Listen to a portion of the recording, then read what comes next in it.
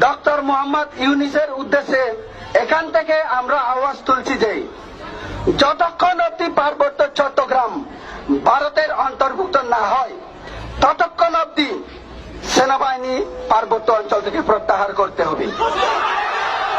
এবার বুঝলাম এই উদ্বাস্তু পাহাড়িদের উদ্দেশ্যটা আসলে কি। তারা চাচ্ছে বাংলাদেশের যে পার্বত্য অঞ্চলটি আছে সমগ্র পার্বত্য অঞ্চলটি ভারতের একটি অবিচ্ছেদ্য অংশ হিসাবে অন্তর্ভুক্ত করার জন্য। তারা বাংলাদেশের সাথে থাকতে চাচ্ছে না। তারা নিজেদেরকে একবার আদিবাসী দাবি করে, তারা নিজেদেরকে একবার উপজাতি দাবি করে।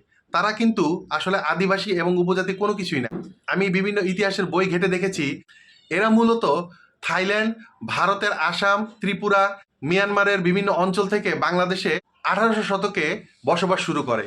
এরপর তারা পাহাড়ি অঞ্চলে জুম চাষ শুরু করে এবং সেখানেই স্থায়ীভাবে বসবাস শুরু করে। এরা যদি 1800 শতকে বাংলাদেশে আসে তাহলে কিভাবে এরা বাংলাদেশের আদিবাসী হিসেবে নিজেদেরকে দাবি করে? এরা যা শুরু করেছে, এরা বাঙালিদেরকে সেখান থেকে চলে যেতে বলছে, তারা সেনাবাহিনীকে সেখান থেকে চলে যেতে বলছে। তার মানে তারা এই অঞ্চলটাকে দখল করে ভারত অথবা মিয়ানমারের সাথে যুক্ত করবে। আপনারা বাঙালি হিসাবে থাকেন, শান্তভাবে থাকেন, আমাদের সাথে মিলেমিশে থাকেন, কিন্তু আপনারা যদি বাড়াবাড়ি করেন আমরা ঢাকা থেকে লং মার্চ শুরু করব এবং পাহাড়ে গিয়ে আপনাদেরকে উচিত শিক্ষা দিয়ে শায়েস্তা করে তারপর ঢাকায় ফিরবো।